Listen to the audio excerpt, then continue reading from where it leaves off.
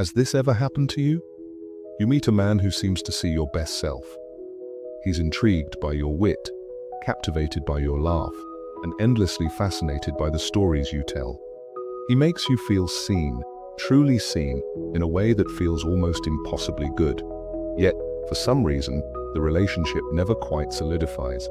It lingers in a state of suspended animation, a beautiful, tantalizing dance that never reaches the crescendo. He pulls back, just enough to keep you chasing, just enough to leave you in a state of anxious longing. You start to question everything. Was it something you said? Something you did? Was it that one moment of vulnerability, that glimpse of the real, messy you that he just couldn't handle? A subtle shift in his gaze, a fleeting moment of hesitation, and suddenly you are left alone with your self-doubt, replaying every moment, searching for the flaw that pushed him away. Most women, in this situation, instinctively turn inward and begin a brutal self-criticism session. They scrutinize their every word, their every action, searching for the imperfection they believe drove the man away. They will obsess over a slightly insecure comment, a moment of ungraceful passion, or an instance of raw, unfiltered emotion that they now deem too much. This is the great illusion, the ego's cunning trap. The true flaw they are so desperately seeking is not a flaw at all, but a projection of their own unintegrated power, their golden shadow. Has this ever happened to you? You meet a man who seems to see your best self. He's intrigued by your wit, captivated by your laugh, and endlessly fascinated by the stories you tell. He makes you feel seen, truly seen, in a way that feels almost impossibly good. Yet, for some reason, the relationship never quite solidifies. It lingers in a state of suspended animation, a beautiful, tantalizing dance that never reaches the crescendo. He pulls back, just enough to keep you chasing, just enough to leave you in a state of anxious longing. You start to question everything. Was it something you said? Something you did? Was it that one moment of vulnerability, that glimpse of the real, messy you that he just couldn't handle?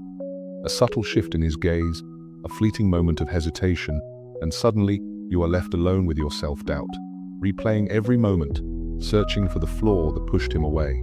Most women, in this situation, instinctively turn inward and begin a brutal self-criticism session. They scrutinize their every word, their every action, searching for the imperfection they believe drove the man away. They will obsess over a slightly insecure comment, a moment of ungraceful passion, or an instance of raw, unfiltered emotion that they now deem too much. This is the great illusion, the ego's cunning trap. The true flaw they are so desperately seeking is not a flaw at all, but a projection of their own unintegrated power, their golden shadow. Carl Jung, the architect of the collective unconscious, taught that the shadow is not just the dark, repressed parts of ourselves. It is a vast, hidden storehouse of all that we have denied and rejected. And within this shadow, there are two distinct halves. The first is the one we know well, the dark shadow, full of shame, rage, and fear. These are the parts we push down, hide in the cellar of our psyche, hoping no one will ever see them. But there is another half, a shimmering, incandescent counterpart. This is the golden shadow. It holds all the brilliance we have been told to dim, all the power we have been taught to suppress, all the unbridled passion and genius that society, and often our own early experiences, deemed too much. It's your raw, unapologetic strength. It's the confident, charismatic, and emotionally sovereign woman you were always meant to be before the world told you to shrink. It's the warrior, the muse, the sorceress, the parts of you that are so powerful they feel dangerous, not just to others, but to yourself. When a man pulls away from the woman he seemingly adored, it's rarely because of a genuine flaw. It's often because he's encountered her golden shadow, that flicker of her authentic, untamed power. He was not prepared to face it.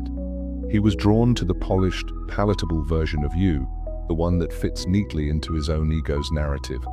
But when he saw the glint of the true, unyielding goddess within you, the one who doesn't need his validation, the one who can walk away without a backward glance, the one who is a world unto herself, it triggered his own unconscious insecurities.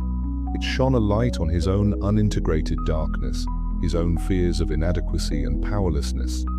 And in that moment, he didn't pull away because you were flawed. He pulled away because you were too powerful. This isn't about blaming men. It's about understanding the deep, unconscious dance of projection. You see, he was never truly in love with you. He was in love with his projection of you. He saw in you the qualities that he himself desperately needed to integrate strength, confidence, and emotional freedom. But when you began to embody those qualities in their full, untamed form, the fantasy shattered. He realized he wasn't a hero saving a damsel in distress. He was a man standing before a queen. And many men, lacking the inner resources to stand shoulder to shoulder with a queen, will retreat to seek out a woman who will still allow them to wear the hero's cape. So, the next time you find yourself replaying a moment of vulnerability, a moment of raw, untamed emotion, ask yourself this: was that truly a flaw? Or was that a moment of your golden shadow shining through? Was that the moment you stopped being a reflection of his fantasy and started being a sovereign woman? Was it the moment you became too real, too powerful, too magnificent for a man who was only ready for a supporting actress? Reclaim those moments, not as failures, but as glimpses of your true, undeniable power. These are not the moments that push the right men away. These are the moments that repel the wrong ones. These are the moments that, when fully integrated, make you not just attractive, but utterly irresistible to a man who is ready for a partner, not a project. To integrate the golden shadow is to undertake the most profound, terrifying, and liberating journey a woman can embark on. It is an act of psychological alchemy, turning the lead of your perceived flaws into the gold of your authentic self. The process begins not with grand gestures, but with quiet, deliberate observation. The next time you feel that sting of shame or embarrassment after a moment of unbridled emotion, perhaps you laughed too loudly, were fiercely protective of a loved one, or spoke your truth with unwavering conviction, pause. Do not immediately condemn yourself. Instead, hold that moment in the light of conscious awareness. Ask yourself, what was the power in that moment that I am now trying to deny? Was it a moment of bold self-expression? Was it a flash of courageous defiance? Was it the raw, untamed current of your passion? This act of non-judgmental observation is the first step toward self-reclamation.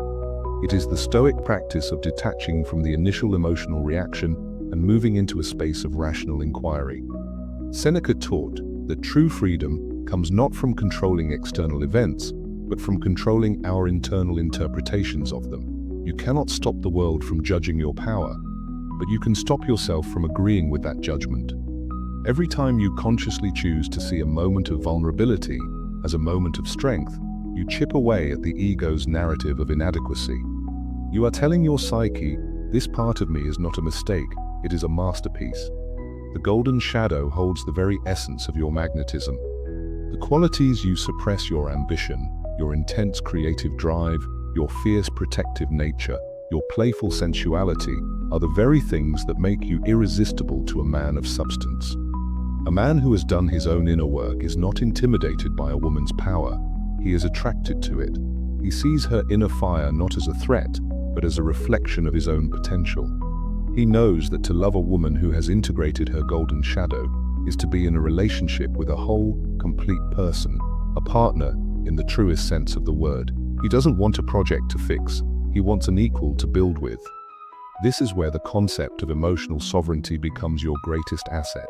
Marcus Aurelius, in his Meditations, wrote about the importance of the inner citadel, an unassailable fortress of the mind, impervious to external opinion. The woman who has integrated her golden shadow builds her own inner citadel. Her self-worth is not derived from a man's approval, a social media metric, or a fleeting compliment. It is a deep, unshakable knowing that she is enough, exactly as she is. She doesn't chase a man's affection because she is already whole.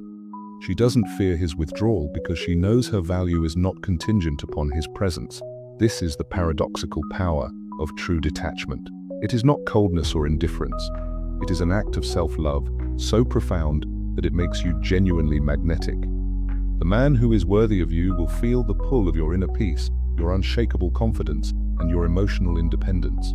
He will be drawn to your world, not because you need him, but because you are. The most common trap for the uninitiated woman is to believe that she must shrink to be loved. She will dim her light, soften her edges, and play a smaller part in her own life, all in the hopes of not intimidating a potential partner. This is a profound and tragic betrayal of the self. By doing so, she not only denies her own magnificent nature, but also ensures that she will only ever attract men who are drawn to her diminished self. She will attract men who are comfortable with a lesser version of her, men who are fundamentally unable to handle the full force of her being. This is a recipe for a life of quiet resentment and unfulfilled potential. The courage to be your whole, unadulterated self is not a risk. It is a prerequisite for attracting a relationship that is authentic, passionate, and deeply fulfilling. Your golden shadow is not a burden to be hidden. It is the very soul of your attraction. The integration of the golden shadow is not a passive process. It is an active, ongoing practice of self-witnessing and courageous embodiment. It requires you to become a student of your own psyche, an archaeologist digging through the ruins of past beliefs to unearth the treasures of your true nature. You must begin to consciously celebrate the parts of yourself you were once taught to hide. Did you have a moment of fierce, protective rage on behalf of a friend? Instead of feeling ashamed of your unladylike anger, see it for what it is, the wild, untamed energy of the warrior goddess. Did you confidently take the lead in a professional setting, only to later worry that you came across as too much? Reframe that moment as an act of powerful leadership and decisive action. Every single moment of self-reclamation is a brick laid in the foundation of your inner citadel. This work is not about becoming arrogant or ego-driven. In fact, it is the complete opposite. The ego, in its fragility, is what fears the golden shadow and seeks to suppress it. The ego is the part of you that craves external validation, that shrinks in the face of conflict, and that believes it needs a man to complete it. The soul, however, yearns for wholeness. It knows that your power, your vulnerability, and your immense capacity for love are not separate entities, but different facets of the same radiant jewel. When you embrace your golden shadow, you are not elevating your ego, you are transcending it. You are moving into a state of deep, authentic self-acceptance, where you no longer need to perform for the approval of others. This is the state of being that Epictetus described as tranquility, an inner peace that is independent of external circumstances. When you are no longer chasing, you become a still point of magnetic calm in a chaotic world. This profound internal shift has a ripple effect on your relationships. When a man encounters a woman who is whole, he is faced with a choice. He can either rise to meet her on her level of emotional maturity and sovereignty, or he can retreat.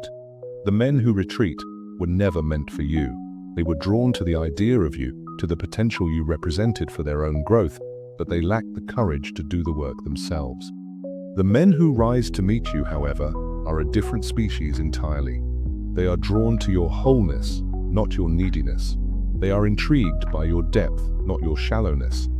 They don't want to save you. They want to stand beside you as you navigate the world on your own terms.